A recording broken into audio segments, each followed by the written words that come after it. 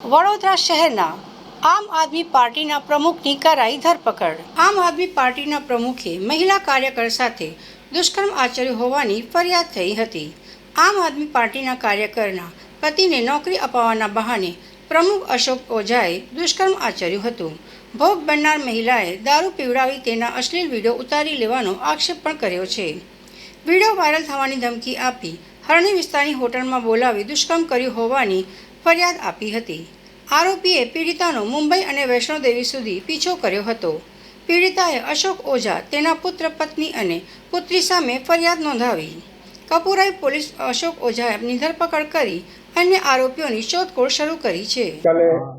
Kapurai પોસ્ટેમાં apart ગુના register number 289/2026 નો બળાત્કાર માટેનું દુષ્પ્રેરણ, ધમકી, મદદગારી જેવી બીએનએસ એક્ટની વિવિધ કલમો હેઠળ આરોપી અશોકભાઈ ચંદ્રકાંતભાઈ ઓઝા તથા તેના પત્ની, પુત્ર અને પુત્રી વિરુદ્ધ ગુનો દાખલ કરવામાં આવેલ। કઈ જગ્યાએ આ પ્રકારનો ગુનો આચરવામાં આવે છે? કેટલા સમયથી આરોપી દ્વારા આચરવામાં આવે છે? આ કામના ભોગ બનનારે જે ફરિયાદ આપી છે તે મુજબ આરોપીએ તેમના ઘરે બોલાવીને તથા વડોદરાની વિવિધ હોટલોમાં, જમ્મુ કાશ્મીર ખાતે, મુંબઈ ખાતે વગેરે વિવિધ સ્થળે આરોપી સાથે બળાત્કાર સંભોગ કરેલ। આરોપીના પરિવારનો શું રોલ હતો? આરોપીનો જે પુત્ર છે આનંદ અશોકભાઈ ઓઝા, તેમણે ગત માર્ચ મહિનામાં આ કામના ભોગ બનનાર જે છે તેમની પાસે આવી તેમના નગ્ન વિડીયો વાયરલ કરવાની ધમકી આપી તેમણે પણ તેમની સાથે બળાત્કાર કરેલ। આરોપી અને ભોગ બનનાર કયા વિસ્તારમાં રહે છે, ક્યાં રહે છે, શું છે? આરોપી તથા ભોગ બનનાર આજવા રોડ ઉપર વડોદરા ખાતે રહે।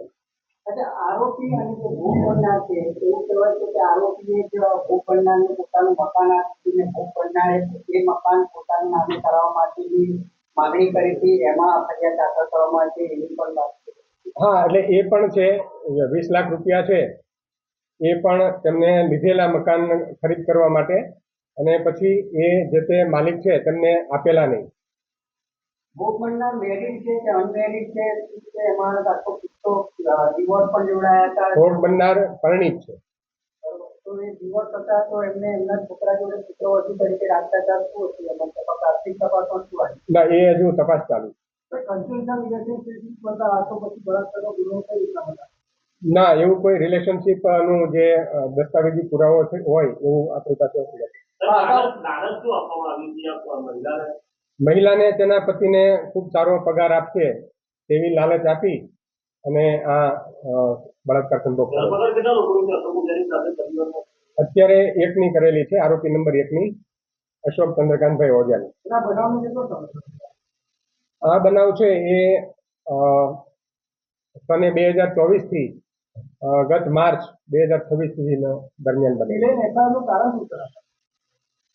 એફઆઈઆર નું કારણ એ જ હતું ડીલેનું કે જે ફરિયાદી છે તેને આરોપીએ તેનો વિડીયો વાયરલ કરવાની ધમકી આપેલ, જેનાથી ગભરાઈને તેણે અત્યાર સુધી ફરિયાદ આપેલી નહીં, પરંતુ થોડા દિવસ પહેલા કંઈ આણંદમાં આ જે આરોપી છે તેના વિરુદ્ધ પણ ગુનો બીજો એક દાખલ થયેલો, એવું ફરિયાદીને ધ્યાનમાં આવતા તેને હિંમત આવેલી અને આ ફરિયાદ ગઈકાલે નોંધાવેલી। દુષ્કર્મની પરિભાષા શું હોય છે? દુષ્કર્મ કેવી રીતે એને ગુનો ગણવામાં આવે?